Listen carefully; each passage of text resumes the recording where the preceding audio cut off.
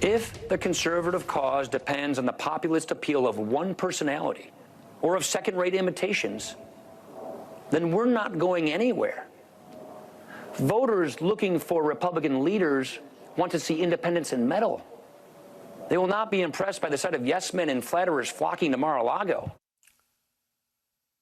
We are certain he considered that a big deal. That was Paul Ryan tonight and his big attack on Trump and Trumpism.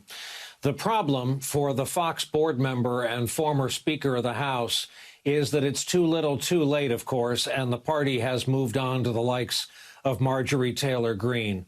With us again tonight, two more friends of this broadcast, Jason Johnson, campaign veteran, journalist, contributor over at the Grio, and a professor of politics and journalism at Morgan State University, and Mark McKinnon, former advisor to both George W. Bush and John McCain. He is, of course, among the co-hosts. If you ask us, he is the star of The Circus on Showtime. Gentlemen, good evening and welcome to you both. Mark, there was another GOP fringe wingding tonight in Georgia with Marjorie Taylor Greene and Congressman Gates. I'm going to play for you a bit of language, let's face it, he had hoped would be triggering from his remarks. We'll discuss on the other side. Silicon Valley can't cancel this movement or this rally or this congressman. We have a Second Amendment in this country, and I think we have an obligation to use it. So, Mark, there's a lot to take in. Here's a guy who may well spend his golden years in an orange jumpsuit. We had a mass shooting in San Jose yesterday, 9 dead. Is this a case of go ahead and endanger the public if it means staying on brand? Yeah, it's so absolutely irresponsible, Brian. I mean, he's really calling for people to not only bear arms, but use arms. And the problem for the party, for the Republican Party, is that if you're not going to punish the extremes, you get defined by the extremes. When you reward the Marjorie Taylor Greenes and the Matt Gaetzes and you punish Liz Cheney, that's a big message. It says that the voice of your party that you recommend and you put forward to the public are the fringes. So nobody should be surprised in the Republican Party that people believe these conspiracy theories that are being spouted by people like Greene and Gates. But that's at the root of the problem with the Republican Party right now. Hey, Jason, this is from Fred Wellman. Fred, this is his second mention this week from social media. Fred's a West Pointer with a Harvard degree. He happens to be a combat veteran. He happens to be attached to the Lincoln Project, and he writes, "We need to fight for our republic. I don't understand at all what the Democratic leadership is thinking. Stop effing around," he spelled it out. "Stop letting McConnell walk all over you. For God's sake, act like you are the majority. We are all out here fighting. Where are you?" Jason, does that speak for you these days? Well, yeah, that's spoken for me all along. Like most of this, I do not understand what some of the Democratic strategic leadership sees right now. I personally don't think that Marjorie Taylor Greene and Matt Gaetz are that big of a deal. They're crazy people. There's lots of other people who believe what they want to say. That should not be the focus of the Democratic Party. The Democratic Party every single day says three things. Number one, you got a STEMI check in your wallet. We did that. Number two, Joe Manchin, you're not going to get reelected. Get up off your butt so we can pass House Bill 1 and the For America Act so everybody can vote. And number three, do not mention the Republican Party unless you mention the insurrection on January 6th. That's it.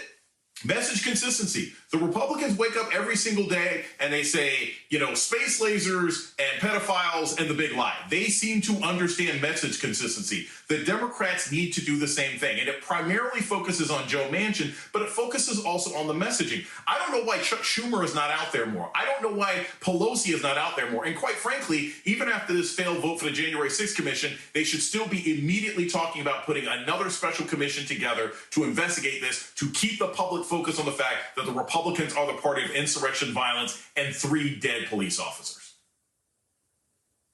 Mark McKinnon, there's a lot there to react to. About Chuck Schumer, I've heard the same charge that was leveled against Harry Reid is leveled all the time about McConnell. They're players of the inside game. They're tree people and not forest people. And while they should be big picture spokespeople and critics for their own party, they're often just in the trenches. It's all about yardage and turf. Do you concur? Not exactly, Brian. I mean, I don't think the people that should be the visible posters for the Democratic Party should be Nancy Pelosi and Chuck Schumer. I don't think they're good spokesmen for the party. I think they're good inside operators. But I think you should get some of the rural Democrats out there putting the lights on and being the headlights for the party. And you talk about the insurrection and this committee that's probably going to be voted down tonight. The special committee to look into January 6th. I mean, part of the message from the Democrats should be in an event that was not on our soil, in which fewer people lost their lives than on January 6th, Benghazi, the Republicans held 33 hearings, and we can't have one on a domestic terrorism that cost 5 Americans their lives here in the United States. I think that's a problem. Both these gentlemen have agreed to stay with us as we fit in a break. I sleep at night, and at least knowing that we have a president that's looking out for the country. And I hope we stay on edge, because we could lose a lot in 2022 by just being kind of lethargic and complacent here. So that was James Carville on this broadcast just a couple nights back. Our guests, Jason Johnson, Mark McKinnon, remain with us. Jason, talk about bipartisanship. Do you think the time has long since come for Biden? And this comes off our last conversation in the previous segment, for Biden to just pull down the sham and go it alone? He has to, Brian, because I don't understand what the push for bipartisanship is for. It's not what the voters are asking for. The Republicans have basically said every time bipartisanship is offered, they throw it back in their face.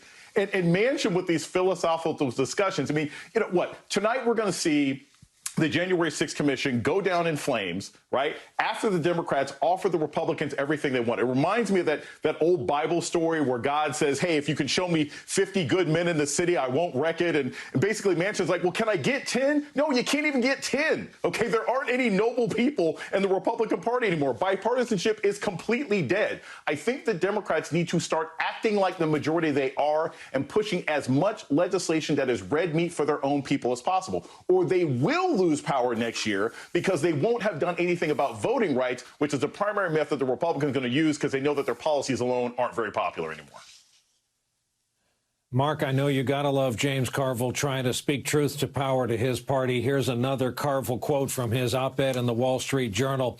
The modern Democratic Party is flat out better on crime than Republicans. Mr. Trump presided over the greatest crime rise in modern American history.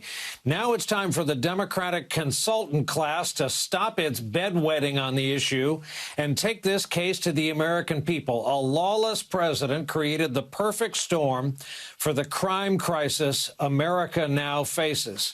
And Mark, we got Jason's quoting the Bible. I'll quote Charles Schultz. It's the Charlie Browning of the Democratic Party that we're all trying to describe here. They try to put out and put out and put out. Football gets yanked away yet again. Do you, even though you've spent all your professional life on the other side, do you see Carville's point? Do you agree with his strategy? Well, actually, I spent a little bit of my time on James's side. In fact, James was the first campaign manager, the first race I ever worked in, and I learned more from James than anybody. And the Democrats would be really smart to listen to James. And he's so right on all these things. And I say this is particularly true on the filibuster, Brian. Republicans wouldn't blink before ditching the filibuster. I mean, not only do they use power, they abuse power. And Democrats are always shy about that. And they need to get tough, like Fred Wellman said.